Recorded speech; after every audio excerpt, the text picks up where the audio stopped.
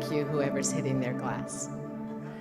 My name's Judy Weisbart, and I'm the Vice President of Community Relations for the World Business Academy, and I'm really pleased to be here and see how many of you are here. It's a rainy night, and we were expecting this many, but I didn't think that all the chairs would be filled, and they pretty much are. So thank you for coming out. This is an important evening. I'd like to first say that I appreciate all of our elected officials who are here. This is an important and really impactful conversation, both with the people sitting here talking and with your questions. So I'm glad that those who are in politics are here to hear this, and I'd like to thank our mayor, Kathy Murillo is here, as well as Eric Friedman and Jason Dominguez and Kristen Sneeden, from City Council. And then we also have Stephanie Ramirez from Monique Lamone's office and Jefferson Litton from Joan Hartman's office. So thank you all for being here this evening and supporting us. So I know this is first time for many of you. I'd just like to tell you a couple of things about the World Business Academy. After me, Ronaldo Brutico, the president and founder, will be speaking. So I'm not going to go into a lot of detail, but I would like to say that we have started something with the El Encanto called the Global Citizens Club.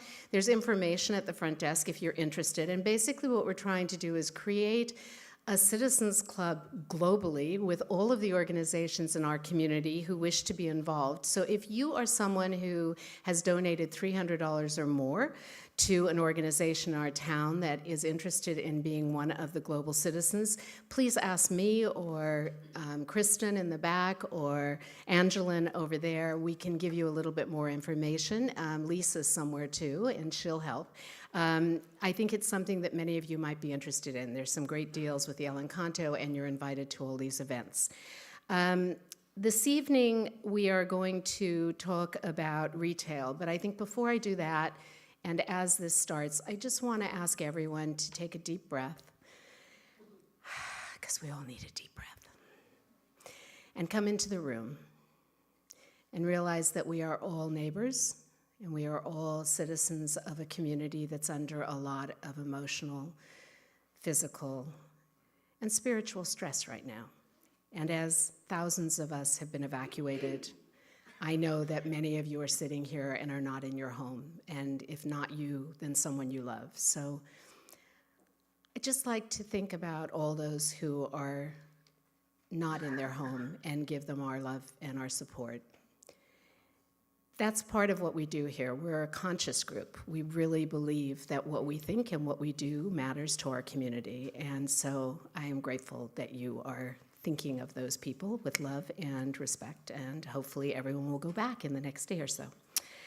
So one of the things that came up last meeting, which was a month ago, was actually about the microgrid for Montecito. We have continued working on that. It has something to do with tonight, and Ronaldo will go into that, but it's really another project that the World Business Academy finds really important for this community to make us resilient, and he will discuss that with you. I think the most important part about this organization that it's holistic.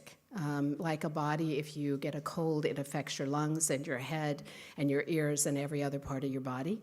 Same thing is true with anything that goes wrong in a community. If we're not resilient and strong, the whole body has a problem. So that's what this organization is trying to do. And that being said, we try to support and work with organizations and ideas that are meaningful and that are in alignment with the conscious thoughts of this organization. And one of those is going to be on March 28th, UCSB has an economic forecast project that's going to be at the Libero Theater.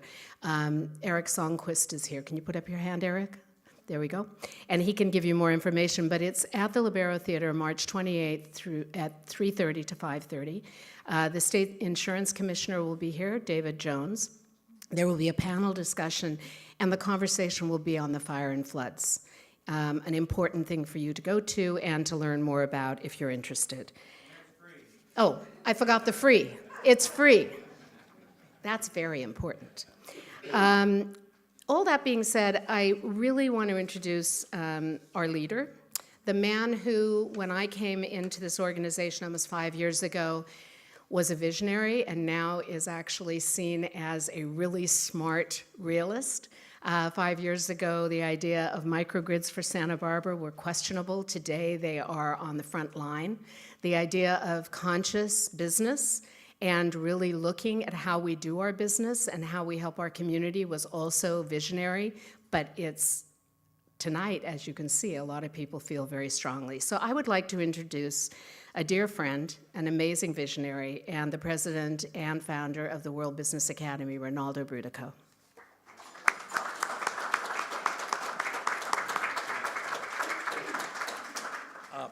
This is very brief. I'm going to introduce the panel after we hear from Kate. But just a couple quick things. The Global Citizens Club, which Judy referenced, also is free. You left that out. And what it is it's a way for us to thank the people who are donating $300 a year or more to this community in almost any way, because it means you care enough to think globally and act locally. So please take us up on becoming a global citizen. You get invited to these events. You get great discounts at the El Encanto 7 days a week on food, beverage, spa, et cetera. Our partners, the El Encanto in this program, have been really forthcoming, made these rooms available, and have been partnering with us in scheduling these meetings for the community. So do check that out. Number two, I wanted to mention that the project that we talked the most about last time, the Montecito microgrid, we met with Edison the next day. Those conversations went extremely well, and it looks like we're entering into the beginnings of negotiations actually to build 2 microgrids in Montecito. The first one will be Lower Village Road. Simultaneously, we'll also do the Upper Village.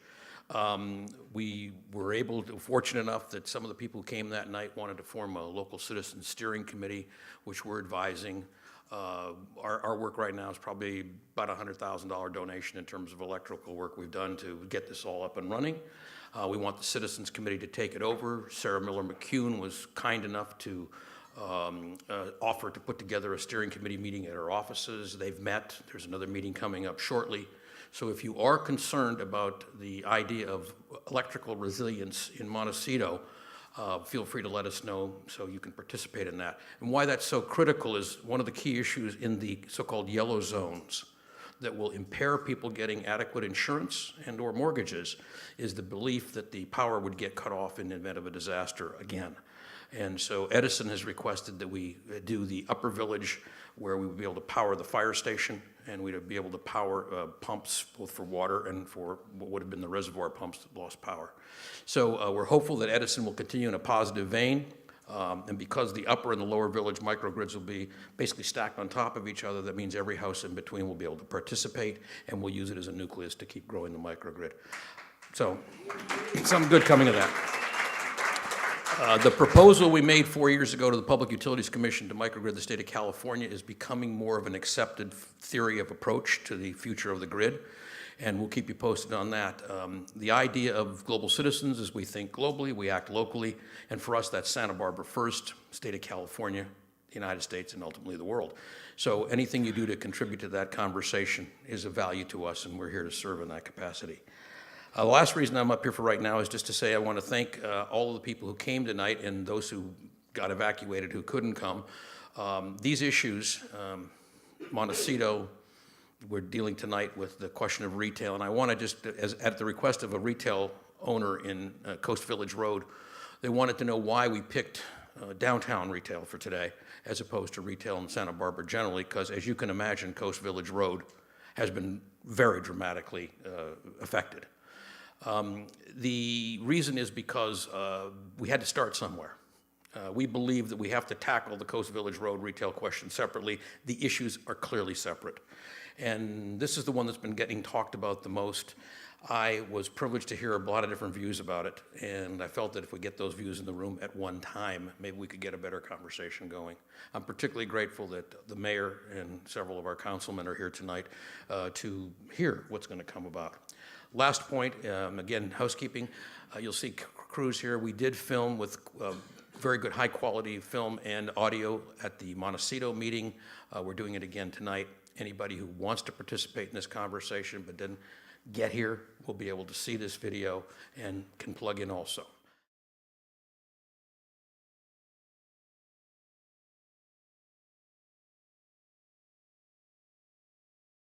So now I'm going to get to introduce Kate Schwab, who you know from the Marketing Communications Director of the Downtown Santa Barbara Association.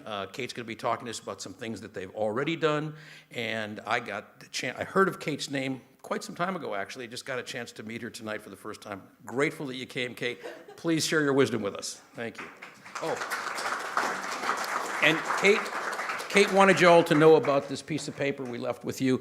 It tells you what you can do after this is over tonight. So telling your local newspapers, tell your community, share your experience with a retailer. All these things will help as we bring the community together because we have a community-wide issue to solve. Thank you. Kate. Thank you. Thank you. Thank you for inviting me, Ronaldo, and World Business Academy. Yeah, feel free to add my email address to this. You can find my email at the end of my pithy bio. If you've read it, it's right there. So, my name's Kate Schwab, and I'm with the Downtown Organization, or Downtown Santa Barbara, as we like to call it now. We are a business improvement district. Our boundaries are Anacapa, Chapala, Gutierrez to Mitchell-Terrena. And if you open your door there on State Street or those streets between those boundaries, you're automatically a member. Our organization does marketing, promotion, events, and decor for our downtown members. We do First Thursday, that's our event. We do the live art and wine tour in May, and we do the holiday parade, the only nighttime parade in downtown Santa Barbara. So and according to my pithy bio, I've been there for about 5 years now, and I opened Borders Books and Music about 23 years ago, and I moved here in 1995. So in January of 2017, Downtown Santa Barbara engaged a retail consulting firm, Downtown Works, to provide strategic retail services focused on State Street. Our leadership saw the need to develop a strategy to evolve the shopping and dining experience along State Street, ensuring that it remains relevant in what is clearly a changing retail world. We raised private funding for this study, and we learned a lot.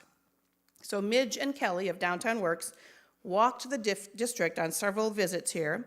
They talked to operators, visitors, shoppers, locals, and other stakeholders to put together a comprehensive study of downtown Santa Barbara. Their final presentation included an assessment about our strengths, including our beautiful, authentic buildings, fairly easy downtown parking, an inviting pedestrian environment, and new cultural institutions like Moxie, as well as some weaknesses, such as this street is very long. The perception that rents are too high, there is no residential, and the mix on State Street is not entirely unique. It's appealing mostly to what they said were teenagers and tourists, not so much locals. For instance, when you're on vacation, where do you like to eat or dine? Where the locals eat and you're welcome to yell out. Give me the answers. If you know the answers, do it. So when you're on vacation, you like to go where the locals go. So do our tourists. Our visitors want to go where the locals go, and the locals aren't going. They're not coming because we're catering to the tourists. We should be catering to the locals, and the tourists will go there. If we cater to them, they will come.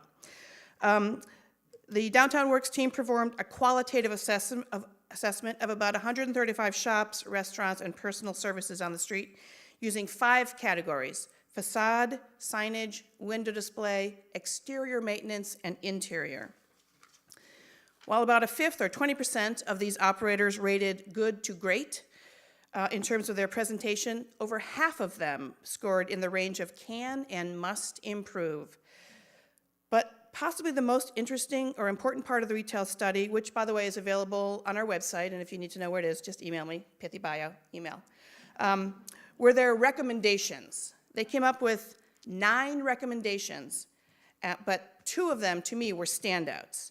The number 1 recommendation was address the issue of street civility.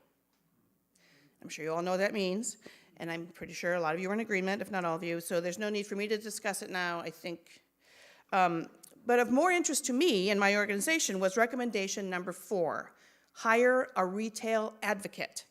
This is a person who would wake up every morning with the goal of bringing great retail neighbors to State Street and fill those vacancies by adding compelling operators to our mix.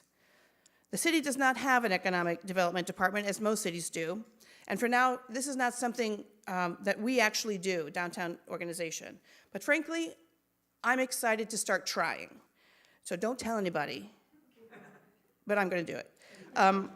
To me, the vacancies are a challenge. They're somewhat of a blank canvas. So I'm looking forward to searching for and finding unique, experiential, and intriguing businesses to bring downtown and enhance what we already have.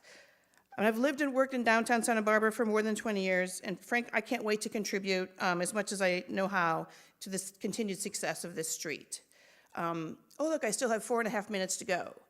So I'm glad to take questions. If I don't know the answer to a question, I will either burst into song, or you can email me at the end of the, and I'll find you an answer. Look, question.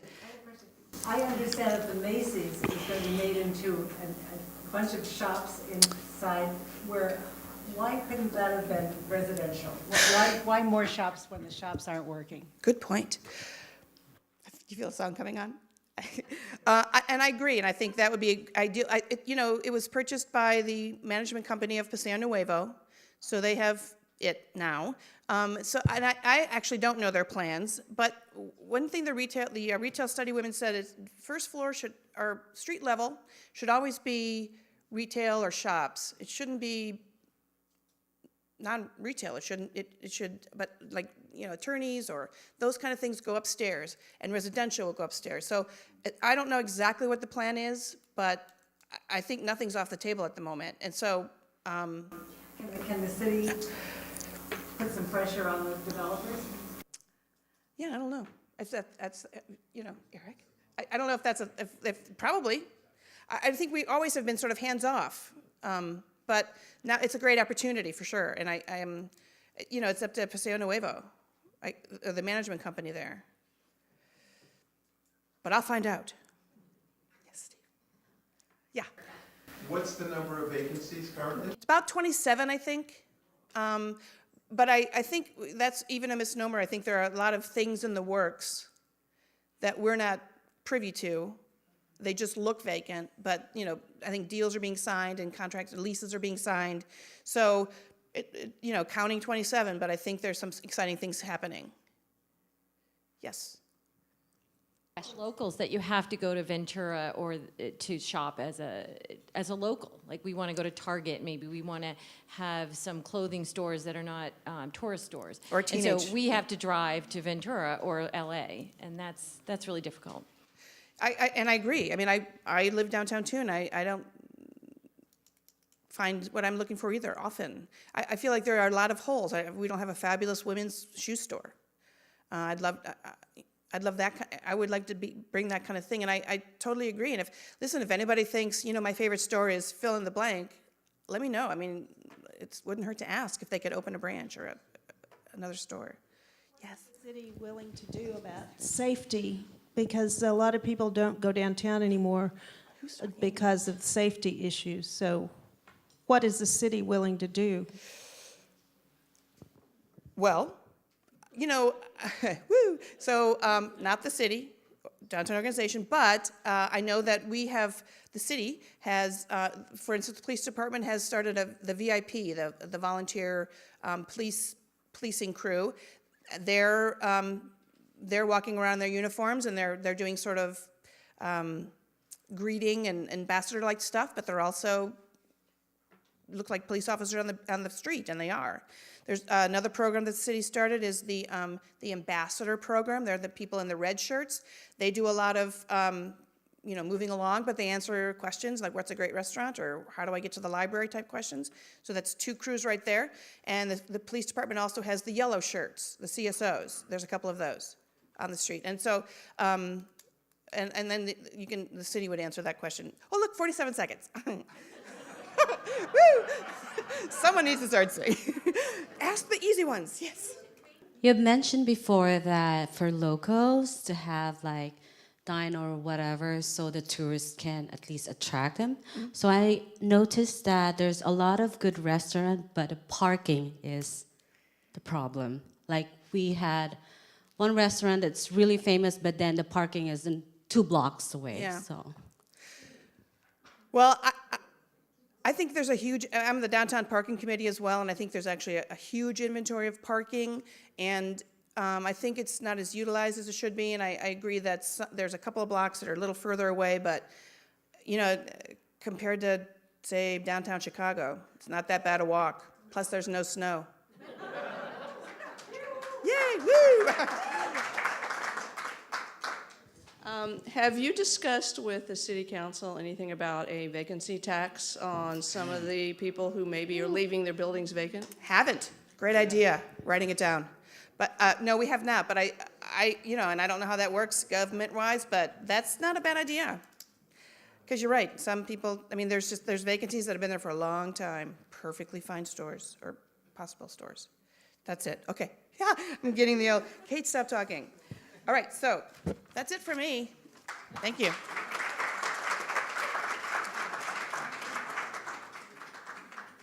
One last thing before we get started with the panel.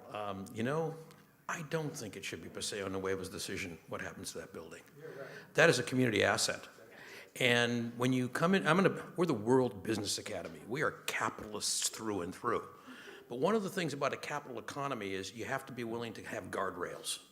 Then if you got guardrails, you have an even playing field, everybody prospers, and we all do better together. So I'm not sure that it should be something that the Paseo Nuevo's alone. I want to just introduce Hal Conklin because Hal started this meeting without knowing it. Hal was the mayor at the time 30 years ago when we did the first downtown business. Was it about 30 years ago?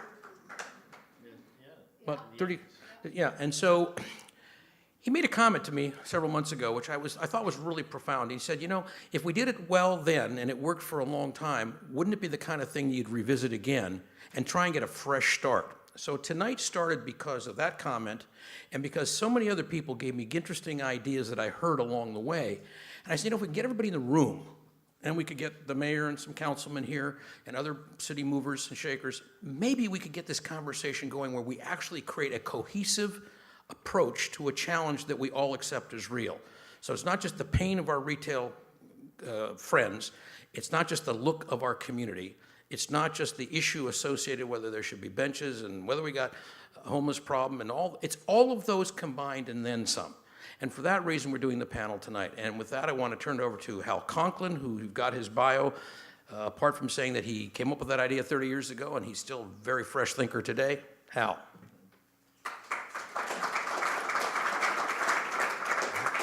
Thank you, Ronaldo. I learned a lot along the way, but I realized, especially to the new members of the council, that there was a lot that, if not almost everything that I didn't know when I started, and a lot of bumping into walls and learning lessons along the way. So you're in for a good ride, but let me just tell you a couple things tonight. One, I'm going to tell you a little bit about history. I'm going to tell you a little bit about where I think we could go, and then I'm going to just share with you at the end some principles that I think are important to remember when you're making decisions about things in Santa Barbara. And I have a few pictures, so I'm going to go through some of these. The first is that about every 25 years to 30 years, change occurs in Santa Barbara. The irony is that it takes 25 to 30 years to do anything in Santa Barbara, and so just about the time you get it done, you have to start all over again. But it's important that you look at the history to know what they learned along the way, because otherwise you will be making the old mistakes instead of the new mistakes that you could make. So let's look at the 20th century. 1925, the earthquake redesigned downtown, partly because it tore a lot of things down, but also partly because there were a lot of people ready to do something new in Santa Barbara. And Bernie Hoffman, Pearl Chase, others had put plans together for 3 years before that earthquake. And when the earthquake occurred, it gave them the catalytic opportunity to make the change that they wanted to do. The next change really occurred in the 70s. By 1970, downtown was a disaster zone. There wasn't anybody down there. And in fact, the last two department stores, Penny's and Sears, were about to move out. Sears did move out. Penny's lasted a couple more years. But the city put together a plan in 1972 that really focused on doing a couple things. One was revamping the waterfront, and then also, of course, State Street. It's hard to remember, unless you lived here in those days, how bad some of these areas were.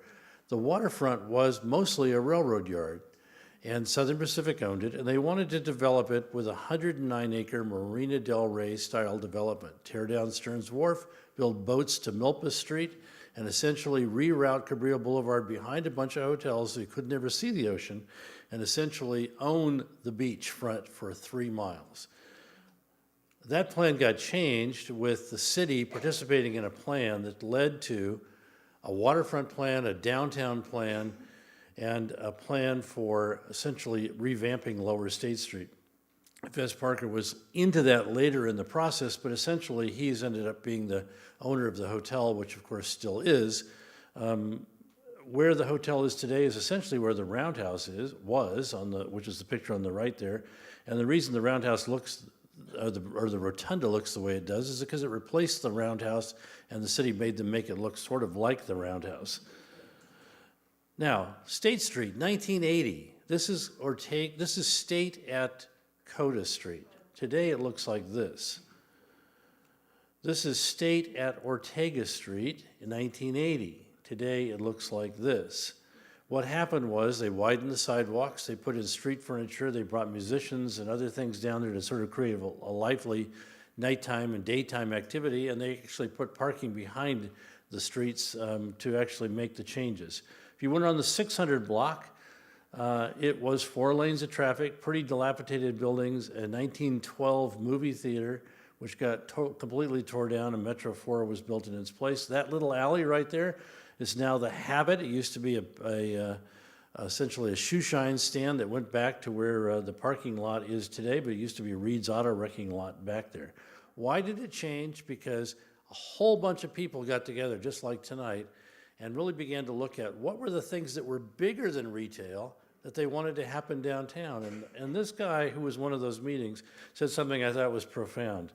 This is more than a place, it's a state of mind.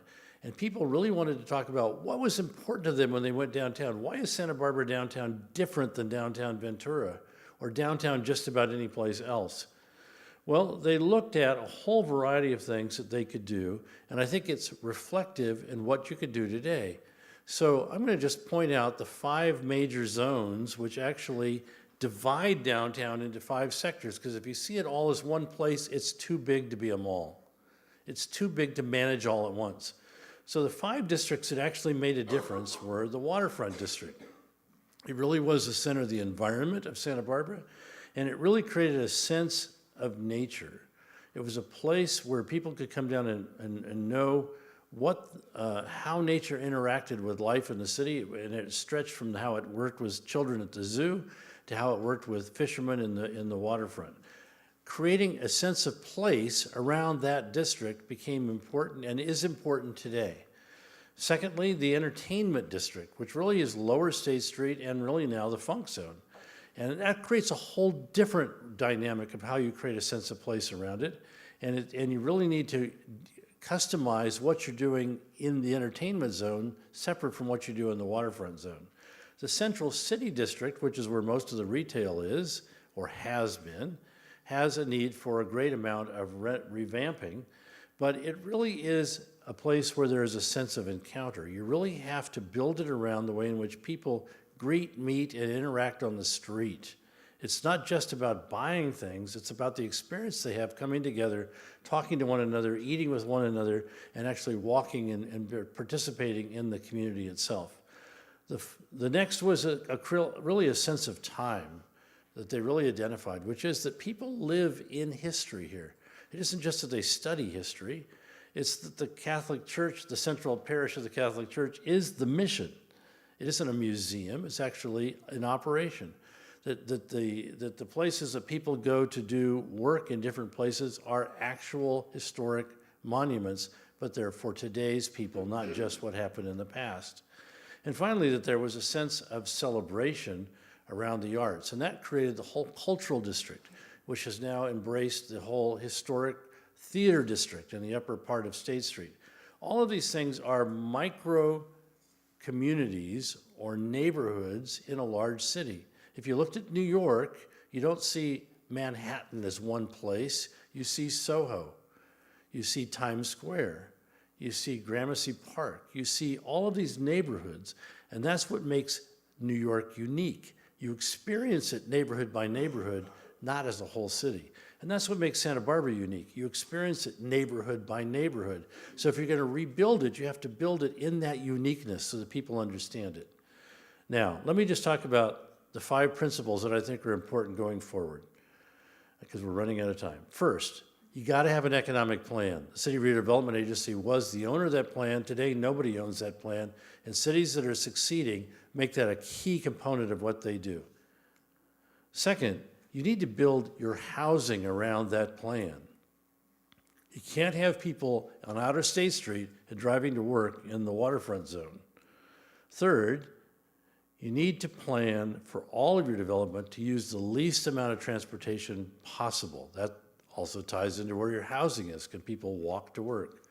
Fourth, you need to build it with a sense of place. You really need to understand how those neighborhoods are unique and build it around that unique neighborhood. And fifth, you need to look to the community leadership to make this happen. It needs to include City Hall, but not just City Hall. City Hall isn't going to design this for you. It never has. It's the community that designs it, and City Hall is a partner in making that happen. So let me just say that I think as you move forward, you got to really remember what your history is. You got to really look at what the neighborhoods are as opposed to just downtown as a whole. And thirdly, you need to have this kind of people participating in its plan. That's what made it work 25 years ago. That's what made it work 50 years ago. And that's what will make it work today.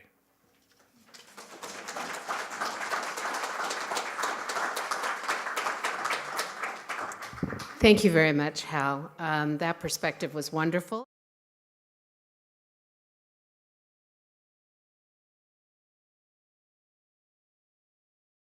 And now I'm going to invite up our next panelist.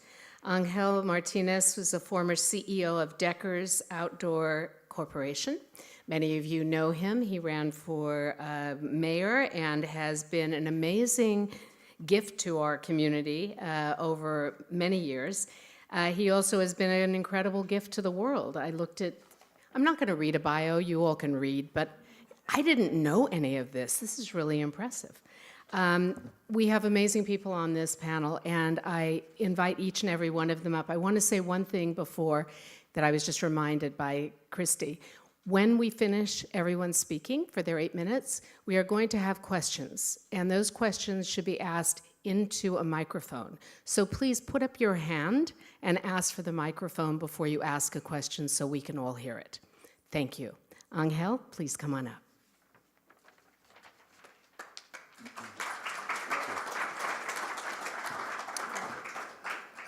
Thank you. And, it's actually very exciting to have this kind of engagement from the people who are here tonight, and a reflection of how much we all love this town, this city, this place. Hal mentioned the sense of place. This is, yes, it's a state of mind, but it's also a place. And it's a place that has to stand alone and unique unto itself, and it has to reflect the aspirations and dreams for all the people who live here. It cannot be just a simple manifestation of a greater sort of retail strategy concocted by some people in New York somewhere or San Francisco. So I want to give us just a brief, very brief little sort of how did we get here kind of conversation. We are now finding ourselves in the world of retail at a revolutionary moment. This has actually never happened before. Let me back up. It probably happened right around the time the railroads were invented and railroad tracks were laid around the country, when distribution became viable, and you had a major shift in how people accessed goods and services, now facilitated by the railroads. Think of the internet today as the railroad, the new railroad. It's at light speed, it's very different from the old railroad, but it has done one really critical thing. It has upended the distribution model. You used to rely on a retailer to be the place, the person, the purveyor of goods. And that person, back in 1890, the general store had everything you needed. And that was replaced by, after the railroad, the Sears catalog. It had everything you needed. The Sears catalog was kind of like a microcosm of Amazon. And the Sears catalog put a lot of people out of business. It changed radically the way cities were laid out. It changed where the business districts were. we're seeing exactly the same thing happening right now. And that is at the root of our problem. We're not reacting well to a sudden revolutionary shift in what we perceive as retail, what we do as what the business we do as retailers. So essentially, we have to rethink everything. And it's interesting, but what goes around is what comes around. You know, part of what we've learned in this whole, what I would consider the current retail debacle happening around the country, is that communities want to remain communities, that people want to engage with their neighbors, they want to have an environment in which there is a sense of place, they want to have goods and services that reflect the needs of their community, and that create opportunity for their citizens to enjoy the elements of that retail infrastructure.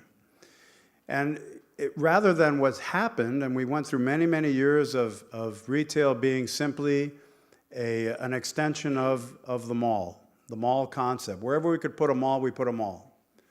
And you saw it. Malls were easy to finance. Malls were ubiquitous. They were all the same retailers in every mall. I didn't know what town I was in. The malls all looked exactly the same. And we tried to implement that without a plan, to Al's point, without a plan, State Street ended up as a far too long mall with the same kind of stores you find in Sheboygan, Wisconsin, or Culver City, California. No sense of place, no differentiation, and we lost our purpose as a retail environment. Not just State Street, but all over the city. We're not alone. Every city in the country our size is going through this exact same conversation. So how do you reel it back? You have to go back to what works for the local community. What kind of stores reflect the opportunities that local people want to participate in? So, for example, it's very difficult to compete with Amazon.com, so don't try. We need experiential retail. We need retail that is oriented in a unique, localized way.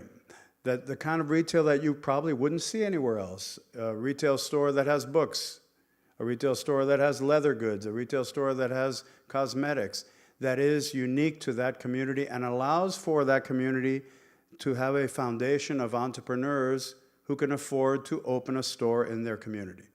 So how does that happen? It's a collaboration. It's a collaboration by the city administration. It's a collaboration by the property owners who are critically important in this conversation.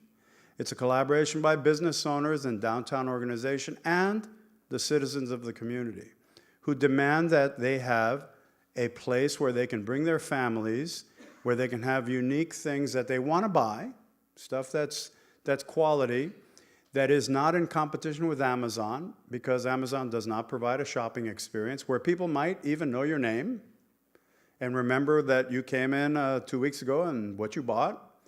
And it's curious to see that this is kind of what's coming around again. This is how it was when I was a kid in the Bronx in New York. Everywhere we went in our neighborhood, every retailer knew our name. They knew what we bought. They knew when we went in the store.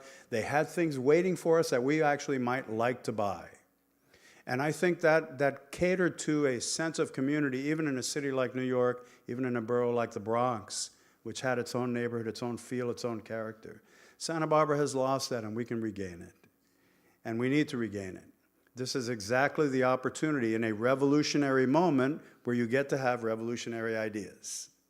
And these aren't actually that revolutionary. They're just people-centric, people-oriented, community-oriented ideas. So my opinion is that this is a moment in time that we should not squander. We need to sort of understand that every community our size in the country is going through the same thing right now. And there are tremendous ideas that are circulating in these communities. I invite you to look at the website for the City of San Luis Obispo, which has their economic development plan, their plan for downtown, which is inspiring. And it came together with business owners, property owners, city administration, and concerned citizens who had an interest in the environment, Cal Poly San Luis Obispo had an interest in what's going on downtown. Advocates for homeless people, for the bicycle people, on and on. They all got together and crafted what I think is a brilliant plan, and now they're going to spend the next 10 years executing against it. And 10 years seems like a long time, but it's actually not that long if you actually feel like you're making progress. And what's frustrating for people is that when you have a plan and then you don't see that you're making progress, nothing changes, nothing happens. It all starts with small steps and then migrates toward bigger steps. We could start by cleaning downtown. It should be improved from a just sanitary point of view. I live downtown. I walk downtown. The rain is good. It's washed away the urine smell. And that's, I've had friends come into downtown, and we took a nice stroll in the evening. And besides the urine smell and the being accosted by vagrants, you also got the feeling that you weren't welcome. There were hawkers selling you perfume sticks as you walk by and all that kind of nonsense that goes on. That is not a welcoming environment. We need to clean that up. That's easy. That's a force of will. That's people just getting together and saying, you know what? We need to start paying attention to the experience that people have when they actually walk with their kids down our pride and joy, which is State Street or Coast Village or Upper State or anywhere else where we want to show our pride in our community. So these are the things that I think we need to do. First, small steps. And while we're doing that, those are the obvious things. Let's take the big step of creating a revolutionary new vision for what we want our business environment to look like in this community. And I know we'll accomplish it. I know we have enough people in this community who love it and the expertise to make it happen. And I know the willingness from the city of Santa Barbara to see a future that is better than it ever was before. Thank you.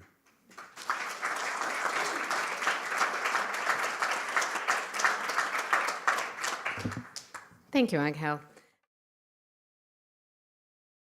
I'm loving how everything's interconnecting, if you're noticing. Things that were said by Kate and by Ronaldo are being voiced by everyone. And now we're going to have someone who actually has a shop. I think it's important that we introduce someone who's living this dream, which is, or nightmare, depending on how you look at it. Amy Cooper owns a Plum Goods store, and she actually has a store that is for gifts and home and clothing and jewelry and a gallery and everything that was just discussed about how Santa Barbara is different and the kind of things that we as individuals who live here want. And I think that you found the pulse, so I would like to invite you up to speak to all of us.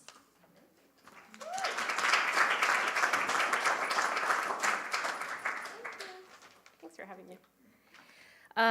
I made some notes because there's so much I could talk about. I feel like I could be up here all night. We could have a sleepover. But I feel like the number one reason I was asked to speak is because people ask me all the time, why is Plum Goods still there and other people aren't there? Or what do you think the secret is? Or what's the answer? I don't have the answer. I can tell you that I opened the store 8 years ago, and my vision for it was to represent Santa Barbara, create an environment you wanted to be in. So that already was, I already had my eye on an experiential place. So it started from there, and of course I wanted sustainable goods, handcrafted, and even back then, people didn't know what I was talking about.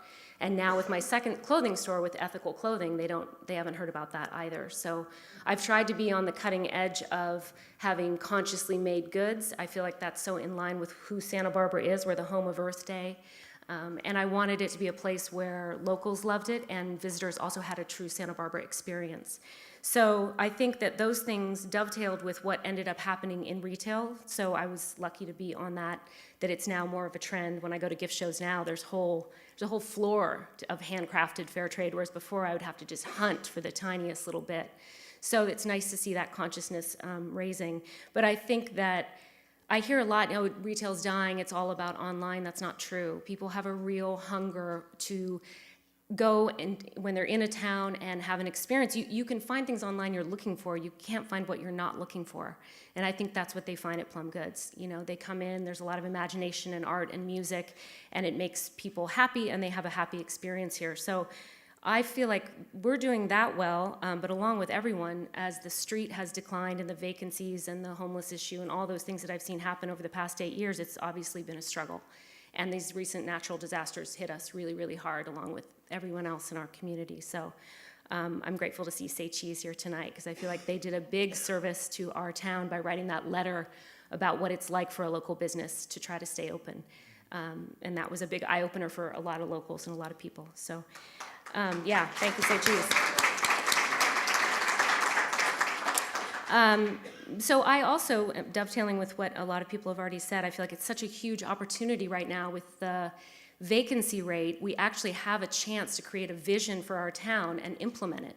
And early on, I'm glad you brought up the lotion guys. I don't know what to call them, the people who stand and hawk. It's just horrifying. And they were right next to my business for a while, and it really, really affected my business.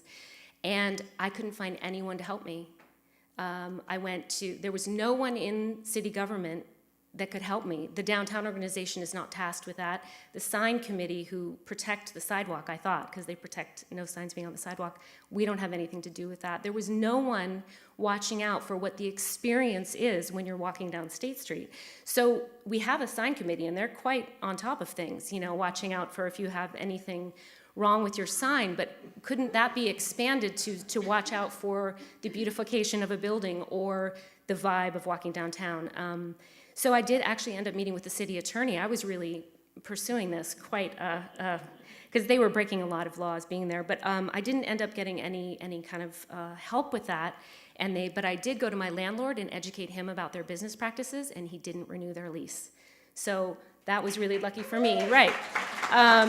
So that was great, but those kind of little things, what I am hearing tonight and what I most wanted to say, but it's already been said, is we need a point person, we need a visionary person that's in charge of downtown. I printed this out, I have to put my glasses on to read it.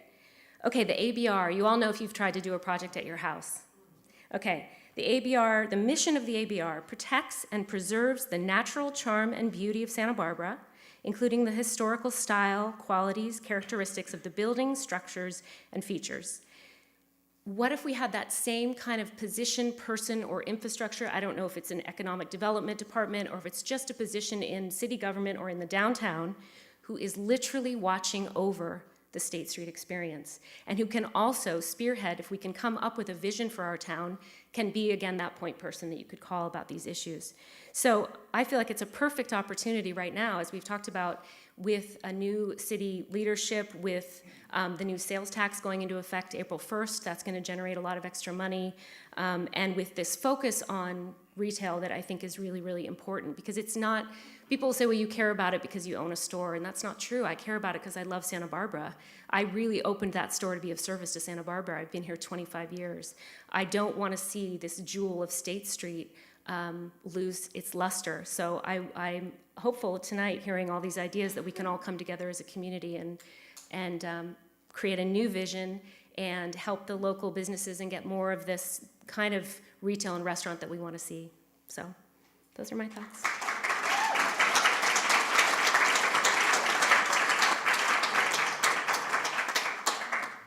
Thank you, Amy. And now, last but not least, before we all ask questions, we have Ken Opplinger, who is the president and CEO of Santa Barbara Chamber of Commerce. And that's really something that hasn't been mentioned yet. You're an important person with a lot of input, and definitely someone who can help us see a larger picture, because you know all of the people who are involved. So Ken, please come up and give us your view. Thank you.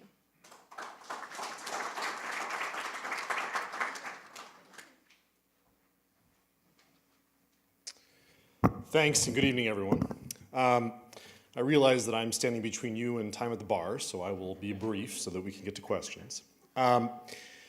So a couple of things. I think that, from our perspective, first of all, I don't disagree with anything that my fellow panelists have said. And in fact, especially with Hal and Angel, I think we had quite a few conversations around this topic as we went through this last exercise with the elections. So I will not try and be repetitive, but maybe just sort of package this as far as what the business community sees as we look at the issues downtown. First and foremost, we've talked about some of the reasons that we find ourselves where we do today. We've talked about the changing nature of retail. Oftentimes around the country when we discuss that, we're talking about the fact that we seem to be moving away from big box stores. Well, that's something that Santa Barbara doesn't really have a lot of. I mean, we heard a question about that earlier. Why do we have to go down to the 3 different Targets within 5 miles each of each other in Ventura? Why don't we have some of these opportunities here? Well, there's positives and negatives to that. The fact that we don't have some of those issues, we don't have some of these larger stores we have to fill, there's some positives to that. But the changing nature of retail around the country, I think, really has hit all of us, and there are some ways that it's hitting Santa Barbara. That's part of why we find ourselves where we are. That growth in retail to the south, of course, has been part of it. The perception of safety and cleanliness, I like the street civility tag, that's a very good one, but that has, and I use the word perception not because I disagree, but because I want to be mindful of the fact that we have different opinions on sort of how we experience that. And so we need to be mindful of that, but there are issues there, and if nothing else, even if you disagree that it's a problem, that perception is what's keeping a lot of locals from going downtown, and we need to address it. And also the cost of locating downtown. And it's not just the issues that I think we've heard about with some folks saying, geez, the landlords just charge too much. We know in the Downtown Work survey that the finding was that given the property values, that probably isn't the case, that the lease rates are actually probably where they ought to be. What's more important, though, is not just the cost of being able to locate there, it's the cost of getting there in the first place.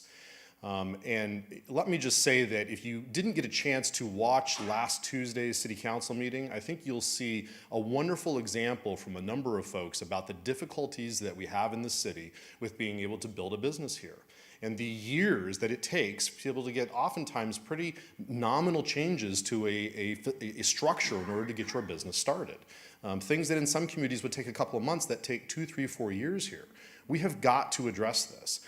It doesn't matter how much time and effort we as a community put into this. If people come and try and invest here and they don't have a way to be able to actually make that investment get to a point that it's producing income for them, it's sort of pointless. So as a community, I think this is part of the discussion. It's not just the vision for downtown, it's how we're going to ensure people can actually do something once we get that vision in place. In addition to this, I think that we need to acknowledge the fact that as we've gone through this last couple of years, there have been some great activities that the city government itself has stepped up and done. The investment that was made 5 years ago to try and put more police on the street. Now, they did this with the community service officers. That didn't work. They moved away from that. That's great. But if you didn't get a chance to go to the State of the City address, where the mayor actually walked through this and showed a wonderful video that highlights this sort of range of different services the city is providing with different people downtown, it really is a great video. You can get it on their website. And I think the changes that they've recently made to make sure that we've got visible people on State Street during business hours all the time, there's always folks who were there with either the yellow shirts, the red shirts. I think that is starting to make a bit of a change. And so I think we should acknowledge the city has made that investment and thank them for it and hope that they continue to do that. As I look at this then, and sort of from the Chamber's perspective, here's some of the things that we see as potential solutions. I think that the city work study that downtown Santa Barbara put together is a great starting point. I think it provides us with a lot of good information. We may not agree with all of the sort of ideas that came out of that. We may have issue with some of the suggestions that the company has provided us. They've given us a starting point. They haven't given us a roadmap. I think we need to take that, the research that was done, and I think from there we can actually put together some great plans for the community. I think we need to work with commercial brokers. Whatever the solution is, it's going to be done by ensuring that we're getting the right people into these vacancies. And so part of what we have talked about with our friends at downtown Santa Barbara is the potential, and Kate sort of alluded to this, the potential to actually see if we can't look at Southern California, look at some small businesses in other parts of the southern part of the state that we like, and help them see Santa Barbara as a potential place to open a second or third location. And what we don't want to do is we don't get to the point where we're essentially telling landlords who they have to bring in. But what we can do is find these companies, help pre-qualify them, get all their paperwork together, and provide it to the commercial brokers in the community. So that as vacancies come up, they can actually take that to their owners as far as, this is a potential tenant, along with the cell phone store and the perfume store, and give them some ideas of things that we actually want in the community and help those folks come in. We talked about experiential retail. I think Angel certainly mentioned that, and he certainly comes from one of the two companies that's located here in Santa Barbara that is really a leader worldwide in experiential retail. Between Deckers and others we have here, we have an opportunity, I think, as a community to bring some of these folks to the table, to ask them to do some of the things here locally that they've done in places around the world. You know, wouldn't it be great if Sonos could open a little facility on State Street? You could go in and experience all the different sound systems Sonos has. Now, it's not a full retail store. It isn't even in New York. You don't really go there to buy the sound system. You go there to experience what they have, and then you can actually order it right online there.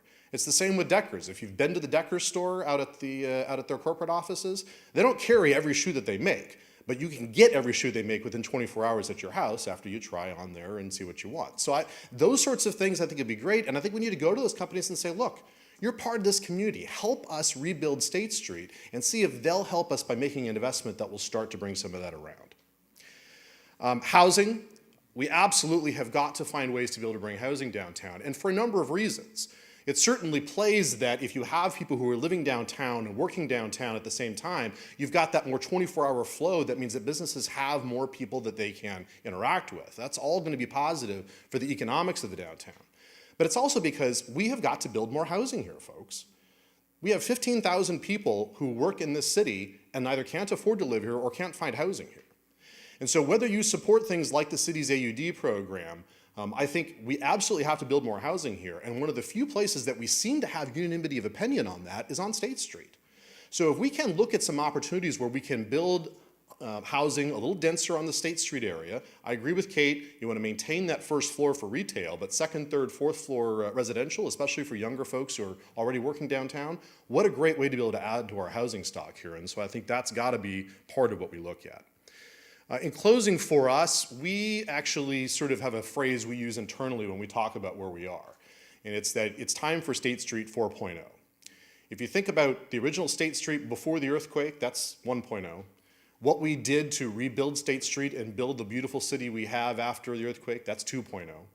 What happened with Hal and a lot of other leaders in this community in the 60s and 70s as we sort of moved into what we see as State Street today is 3.0. It's time to rethink it again. I absolutely agree with Hal, and I think that part of what we need to do is we need to find those leaders. I think two of them happen to be at this table up here who can make that happen.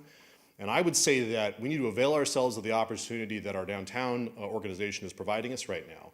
They've recently gone through a leadership change. They've talked about the fact that in the next 6 months, they really want to find their purpose. I think this is their purpose, and I think they ought to be the ones that lead us out of this. Thanks.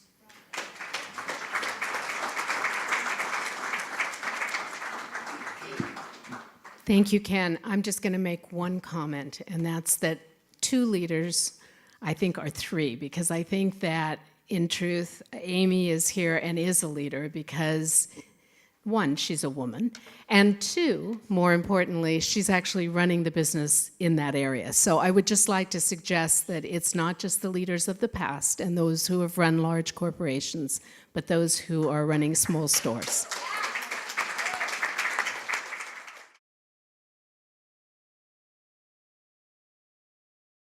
Okay, we've allowed for about a half an hour for comments and questions. Please keep your comments brief. I will interrupt you if you get too long, just so we can accommodate more. For some of you who know, I actually have two hats. I'm not wearing one of them tonight. I'm also a retailer on State Street. 30 years ago, I and my partner took a company public called Men's Warehouse. We almost closed our store on State Street a couple of years ago. Fortunately, I continue to be on the audit committee and the board of directors, and I was able to avoid that eventuality.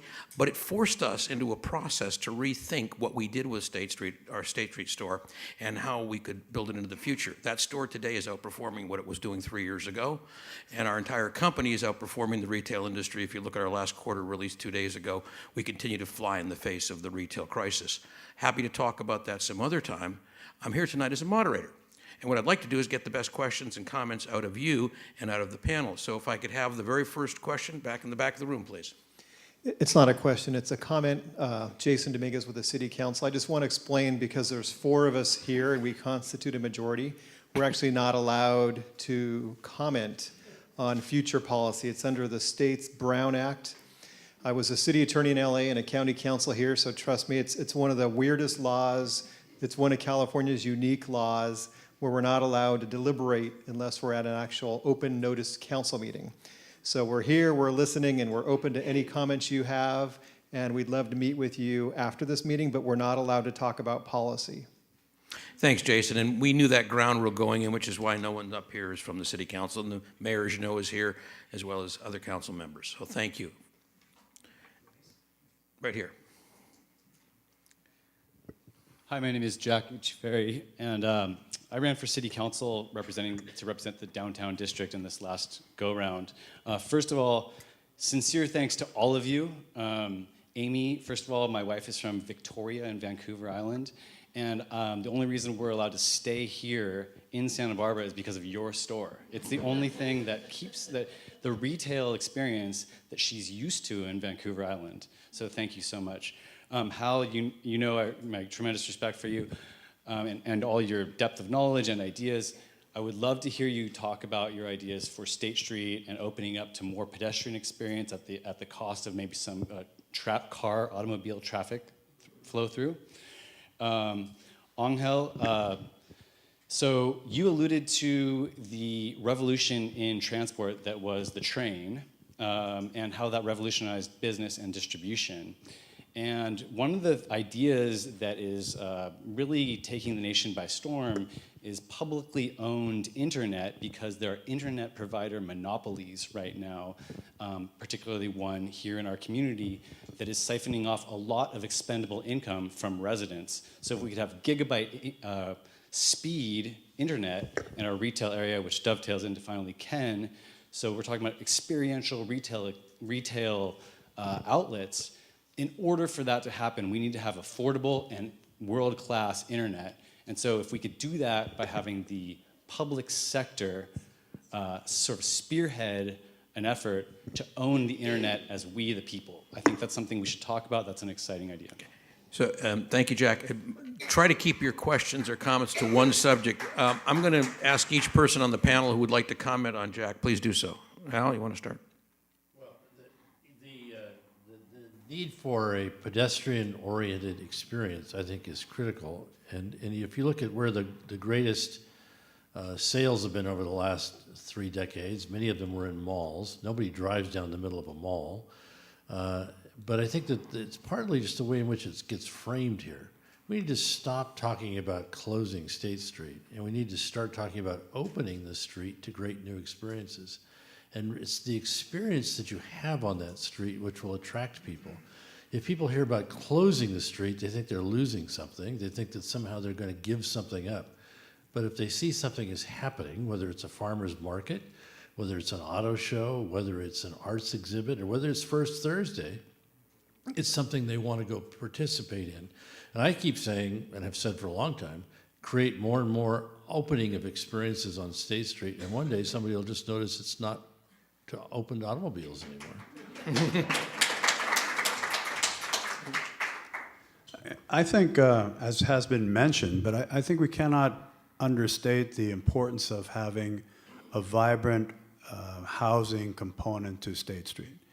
The fact that people live there and walk everywhere and create an energy that doesn't exist and doesn't shut down at 5 or 6 o'clock is vitally important. You know, and I hesitate to make this comparison because it's so old world. I was just in Venice, Italy, and all the people who work in downtown seem to live right upstairs from their shops. I mean, it's a fantastic element that creates an ownership of the street.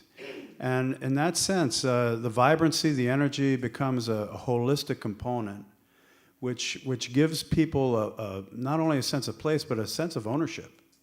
And it creates for people a real magical kind of environment. And I think we are perfectly suited for that exact thing. I learned during the campaign that the Paseo Nuevo is the oldest mall in America. I wasn't aware of that.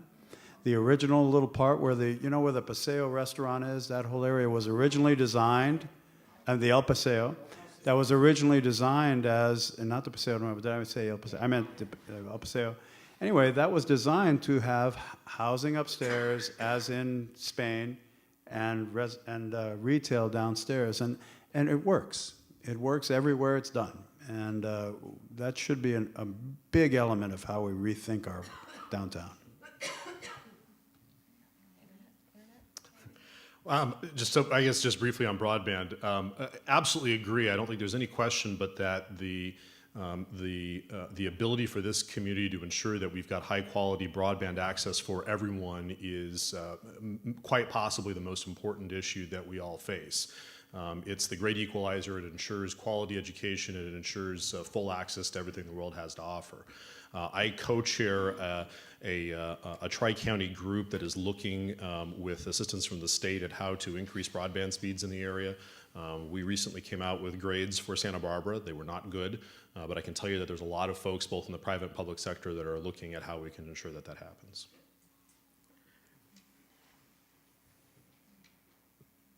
Thanks. My name's Dan Burnham.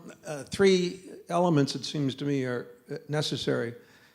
One is, of course, good ideas, and it's no question we have an abundance of good ideas, but I wanted to be more specific. There are other towns of roughly our size and our situation that have dealt with similar problems. What have we learned from them?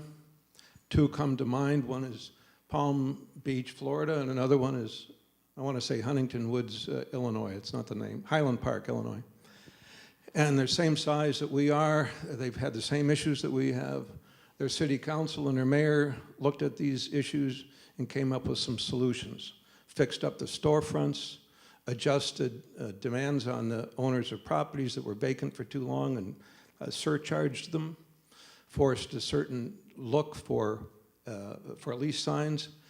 I found the statutes. I sent these to every member of the city council and the mayor to say, why don't you learn from these people? I'd never heard one word back.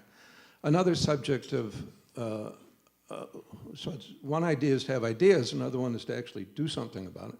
Second is to identify the impediments. It seems to me that we all know what the impediments are because we hear them all the time. Developers don't want to come into Santa Barbara because they don't want to deal with Santa Barbara because the only people who actually get the jobs are these poor souls that have learned how to torture themselves to get anything done here. So we don't get good ideas from people outside. Everybody knows that the time cycle in getting permits is ridiculous.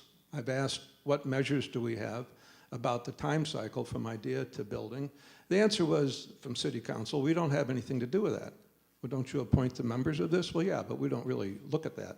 Well, there's a problem. Seems to me the third problem, therefore, is leadership. You never hear about this. I don't know who stands up and talks about this. The mayor's not talking about it that I ever hear about. City council, they seem to run away as soon as the issues come up. So it seems to me we don't have to make this overly complicated. We learn from what other people are doing. We identify the impediments and get rid of the impediments and get up and talk about it all the time, not just us, but also our city leaders who are here in this room. We don't hear enough from them on this in any practical sense. There you go. Thank you.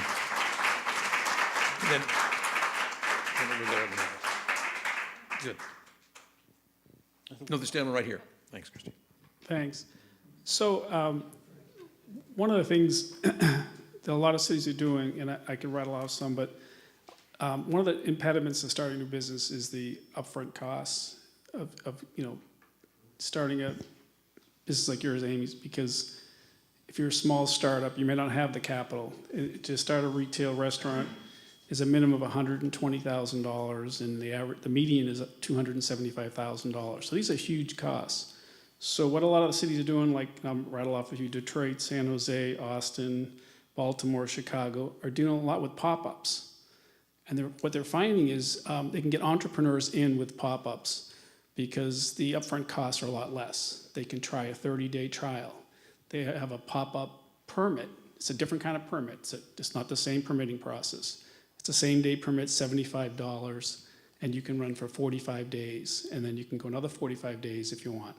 So there's a bunch of cities that are tackling this, because if you're an entrepreneur, you're a 30-year-old chef who maybe worked for somebody else, and you're talented, but you don't have $275,000 sitting around, what's your option?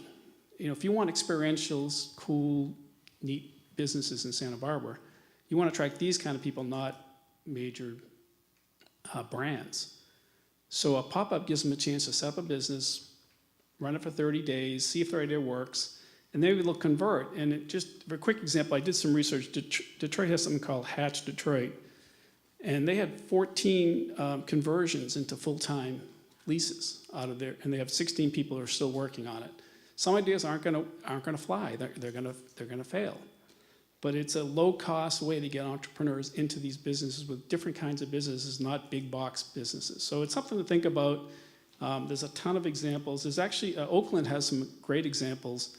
And there's a woman there who did so well with it, she now started this thing called Pop-Up Hood, which is a small business, like an incubator, to get these going. If you think of this as an incubator problem like we do in high tech, this is a good fit, and there's plenty of open space for the incubator. So something to think about for pop-ups. Yeah. Thank you. Can I speak on, can I speak on that for a second? Can Sure, I say please. something about that for a second? Because that was something I wanted to mention, is that one of the problems we have in Santa Barbara that's unique to Santa Barbara, or maybe not, is we have these huge spaces, because again, the retail was all built for these big box stores. So even my store, each one is 2,000 square feet headed back, so it's too big. So what I've done and what people are doing, including in the Funk Zone, is get these little collectives together. So that was one of my ideas as well, that if we had this retail recruitment person, or a person that was advocating for retail in this town and recruiting tenants, they could put together 3 small businesses. We do that all the time. You know, we've done that for other businesses, helped them get their business going, and you get 3, they can take over a space, they can afford that lease. But you have to be the go-between between those business and the landlord, since they're still have an older mindset. When we've asked, including my landlord, Bob Bartline, about doing pop-ups over the holidays in empty spaces, they're concerned about the liability, the insurance, who's going to be responsible. These are things we can figure out. This is not, you know, other towns have figured it out. And so that's also where retail is going, and that's a way we could help local entrepreneurs who want to grow but can't take 2,000 square feet. They can take 1,500 square feet. So I think it's a great idea, and that should be absolutely on the list. Yeah. Thank you, Amy. Any other panelists want to speak on that before we go to the next question? Okay. The lady in the back, please. I, excuse me, wondered what prevented, we loved the idea of the housing downtown, and I think Santa Barbara's looked at that in the past with livable cities, things like that, but we don't, we've even built along Chapala Street, that was to be that, or the Santa Barbara Marketplace, March Caffarelli put housing next door, but it's always very, very expensive real estate. And what, you know, gentrification is the wickedest problem that we all face. We can't seem to figure that one out. And our cities, like San Francisco, had all the neighborhoods, had all the things that have been described here, but because of this real estate, this market that we represent here, what would make, even if you put housing in above Macy's or whatever, someone wanting that as just their little vacation spot on the weekend, they come up from Los Angeles and they're willing to pay whatever to have that spot. We already have a third of our housing is not locals living there. It's a second or a third home. So what would make that housing affordable, even if you did put that into the planning, that it was possible? Well, let me just say that, you know, the landlords have to participate in this, but who's the largest landlord downtown? The city of Santa Barbara. Who owns Macy's land that it sits on? The city of Santa Barbara. Who owns the streetscape and the parking lots downtown? The city of Santa Barbara. Who owns the streets of Santa Barbara? The city of Santa Barbara. Who owns a lot of properties that are sitting on State Street that have other private businesses on them? The city of Santa Barbara. You have to be an active landlord in this process, not a passive one.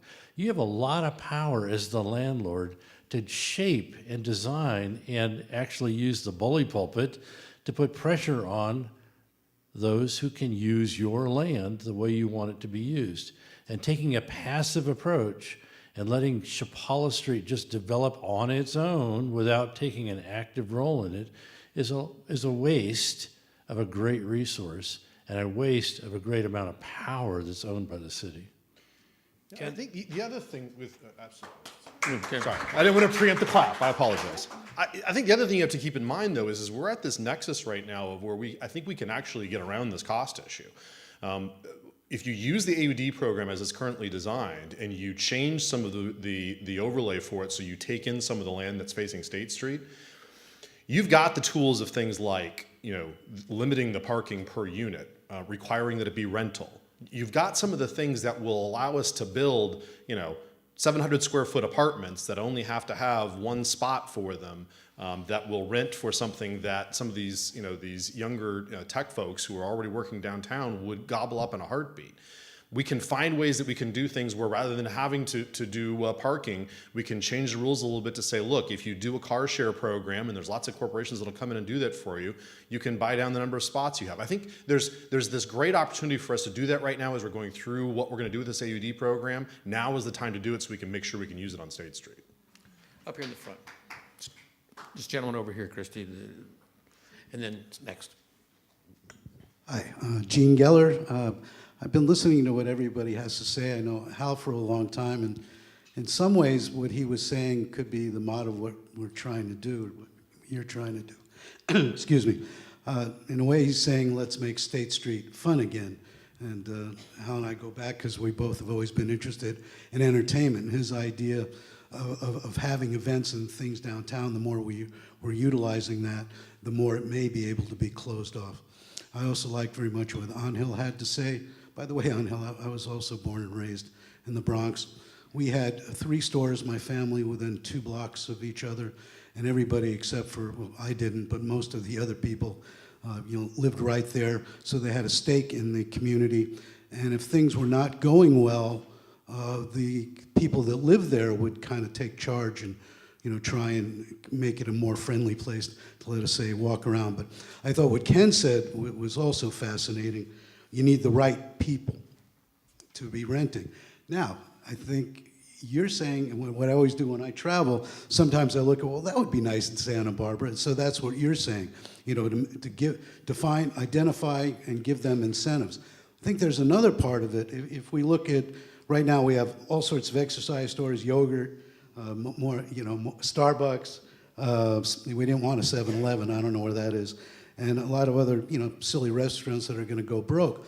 Now, if you had a grouping of people that had serious business backgrounds that would review every single person that wanted to rent in Santa Barbara as to their business plan and how well it fit in with Santa Barbara. This shouldn't be a city thing. It should be, a grouping of private business people that, almost like a Shark Tank, if you will, that could review these things and work with the landlords and the city to provide incentives to, to get these innovative ideas in. I think that was all. Gene, the fellow behind you needs a microphone. Hi, I'm Steve Hovdesvin. I'm a managing partner and owner of the Santa Barbara Brewing Company since 1995. And several weeks ago, I did send an email to the city council and the mayor, and I was pleasantly surprised with the response I got. Basically, my ideas were simple. I know they're going to spend a lot of money on a new bike path under the 101. We have the greatest billboard in the world that can be used, the 101 overpass, to say something to the effect of a shopping district this way, to get people under. My biggest, it's almost a no-brainer, but when I walk around downtown at night, it is so dark. The Army green garbage cans, the street lights, what are they, 60, 70 watts? I don't even know. The safest time of the year for me is Fiesta because all the lights are out. And when the holiday lights go up at the end of Thanksgiving, it gives me a great feeling. We need more lights downtown. Simple comment. Yeah, to that point, the Academy a couple of years back started pushing the city very hard to switch out their sodium lights for LED lights, which are higher power and much cheaper to operate. And the cost of that switch out is actually, you save money doing it. And maybe what you should do, Steve, is you should contact the folks at City Hall because maybe they could build that in as part of that light retrofit program. I haven't heard that idea before, but it seems like the two fit together.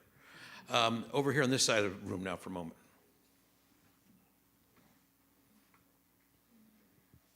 Well, I would like to thank all of our panelists for being here tonight because clearly this is something that has been so important to our city for those of us that love it so much. I too want to start with the things I think are working so beautifully here. Tonight earlier, I'm standing with Jessica and Heather and the owners of Say Cheese, Catherine and Amy. And you look at this group and you think, we have no shortage of amazing young business owners or older business owners that can make a very successful go of it in Santa Barbara. And what I find, and I'm gonna put myself into a black hole here for a second by identifying myself as a State Street building owner. But what we find is no matter what sort of innovative ideas we come up with as landlords, we have this amazing storefront in the 400 block of State Street that, to Amy's point, we're trying to put in these small, very, very talented group of owners. And we can't get the city to get out of the way. You know, when it takes 2 years to get permits for a building, not only for the owners, but for the business owners, you know, we cannot expect small business owners to be able to carry the cost for that long. And for those people that think that all landlords are, you know, just greedy, money-grubbing, terrible people, you know, I'm so proud that I have a husband who has been in this business since the early 70s in Santa Barbara. And he makes it a habit to handpick these talented local businesses. You know, he doesn't rent to Starbucks, he doesn't rent to Coffee Bean, but you know what, the price that we pay for being in Santa Barbara is that we have buildings that are empty for 2 years. For people that recommend that there's a tax for landlords that don't have businesses open, you know, sometimes that tax should be passed on to the city for being obstructionist.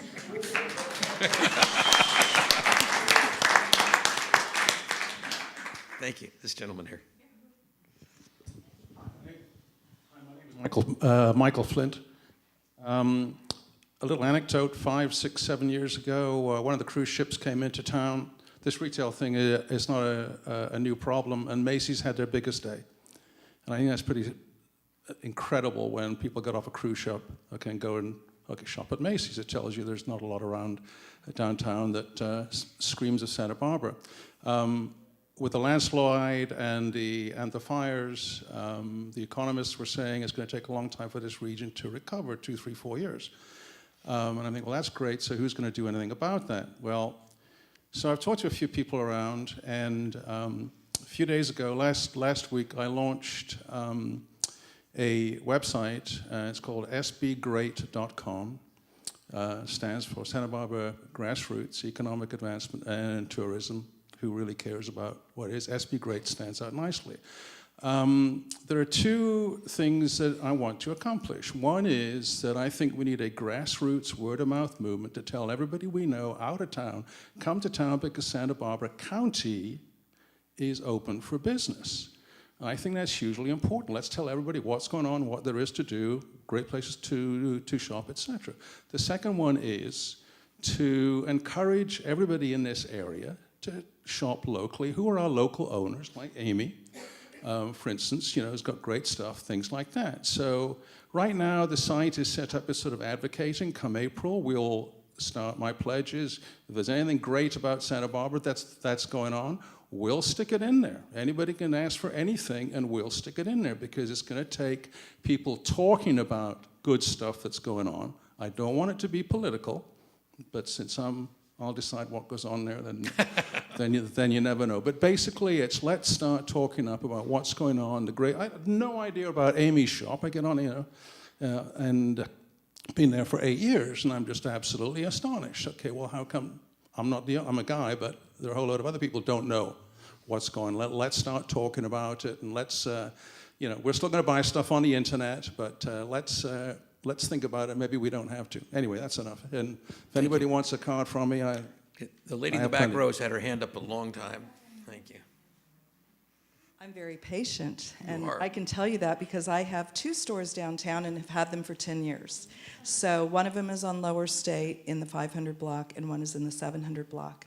There's a significant difference in the kind of traffic, 700 and 500, yeah. Thank you. But there's a significant difference in what I experience in those two blocks, the 700 block being very locally driven and the 500 block being mostly tourist driven when there are tourists in town. But I wanted to just kind of reinforce what Amy was talking about, the size of the stores being such a challenge. One of the reasons I think I am still successful, besides the fact that I'm there and I care, and I love Santa Barbara, is that I do have 2 small square footage stores. So I can handle the rents. The ratio makes sense with the amount of traffic that we have. And I just really think that it would be nice if we could, this incubator idea, greenlight, you know, getting these pop-ups, not pop-ups in, but these small combined collectives in. And the last thing about that, I think it's wonderful for us to go elsewhere and recruit. I do. And I think that there are some great concepts, but I'd love to see an incubator that kind of takes those concepts and they're homegrown. Because when I watch the stores here over time, the people that make it are the people that, I lived here before I had a store. It's the people that love it and are willing to do what it takes to make it in this community. And I've seen so many people that have a store somewhere else, open one here, and really can't meet the challenges of Santa Barbara. So anyway, I love the incubator idea and maybe carving up the stores a little smaller. Thank you. Go ahead. This woman here, please. This lady right here. This is going to be the last official question. I'm going to ask the panelists. We're supposed to end at 7:30. It's 7:30, and I want to respect everybody's time. But if the panelists will stay for a little bit longer, and if you can make it, great. And the audience, if you want to stay, we'll keep it going. But we had said we'd end at 7:30. Yeah, and there's information, as Judy's saying, on these sheets that you were handed out, there's information on everyone, so you can email them. You can always contact the Academy. We'll find them for you. And please continue the conversation after tonight. It should not end tonight. This is the beginning, not the end. Go ahead.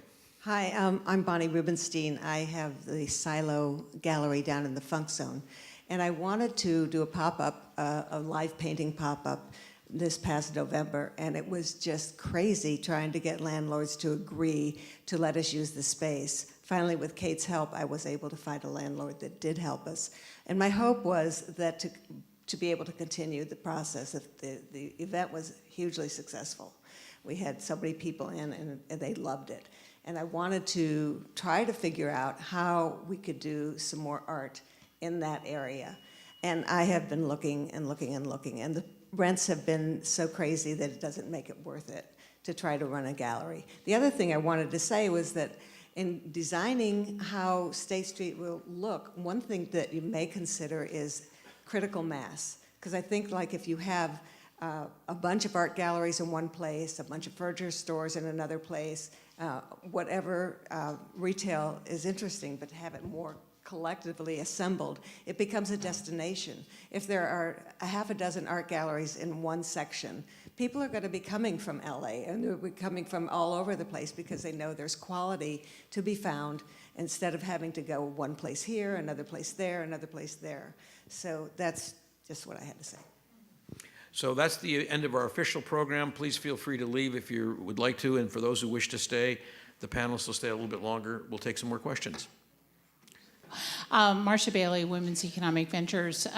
Thank you for putting on just an incredible program. I really appreciate all the ideas that have been put forth. And I just want to say that we are really eager to work with all of you in the community who have innovative ideas. As an organization that provides loans and training for many of the retail businesses in our area, it's really important for us to work with you and to know how do we make those businesses stronger.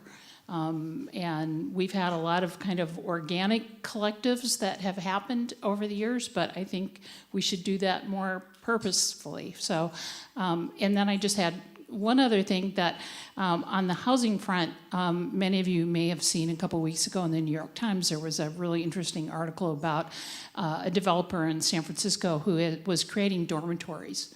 And it was fascinating, and people wanted to be there. So people had basically a room, and then every floor had kitchens, that they, in kitchens, of course, and bathrooms are the expensive part about development. So I just hope that the city is really open to innovative ideas around zoning and ideas like that to create affordable housing. Ken, did you want to? Yeah, that's great. And one of the things is you certainly, as we avail ourselves of the opportunity to learn from others, which is always important, we can look at some of these cities. The hottest housing in the downtown Seattle area right now is not condos. It's not even one-bedroom apartments or studios. It's actually shared housing like that. Now, they don't do it by floor. What they'll often do is they'll build them so that you'll have an entryway with a common kitchen and living room, and then 4 bedrooms off with their own locked doors. So you essentially have 1/4 of that apartment. All the leasing is done through the entity, so you don't have to worry about one person having. They're all equal folks within there, and a ton of people who work like at Amazon in downtown Seattle. That's where they're living, or in buildings like that. So. Okay, one more. Oh. Wait.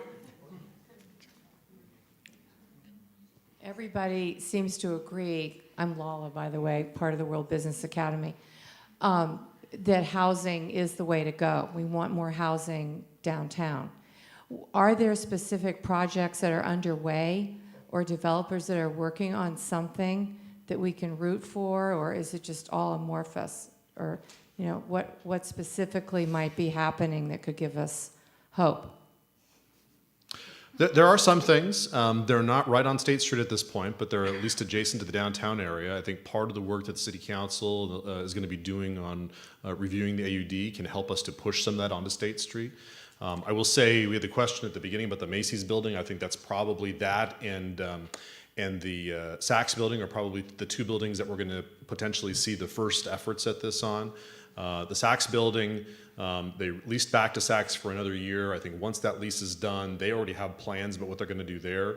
The Macy's building is the most interesting one because, yeah, it's city-owned land. The building is now controlled by the managers of Paseo Nuevo, and they've been very clear that they want to do a concept like this, where they're going to do multiple floors of housing above and something retail. They've been very clear about that. There's no plan at this point. They're still going through it. I think one of the things we need to acknowledge, though, is that in order to make that work, the plan that they come up with may very well be that they scrape that building and put something else new there. Because it may be that those floors are so high that trying to actually reuse that building, the cost is going to actually be more than if they scrape it and put something else new on that site. And so we just need to be open to the fact that in order to make this work, that's not a historic building. Others we need to be concerned about. I think if to make this work, we have to put a different building there. I think we need to be open to having that conversation. Please, this lady in the second row. In defense of the City Council, Kathy has agreed to meet with me for a half hour tomorrow about all these issues, so I'm really happy about that. A couple of things that have not been brought up that I think are important to think about when you're talking about auxiliary housing units. It doesn't matter if we create more if people can't afford to live in them. So what about the city creating an incentive that they have, say for example, if I want to build one in my house, they give me a free permit, and it's a fast-track permit, and if I agree to rent that for, say, 50 to 70% below market value, say they'll even grandfather in some issues that maybe didn't have anything to do with safety violations, because that's a big problem for people that have old houses, right? That's just one thought. The other thought, well, 2 actually, the other thought about housing is there's incredible creative ways of handling Section 8 subsidized housing and getting those loans from the feds that also include supporting artisans and artists.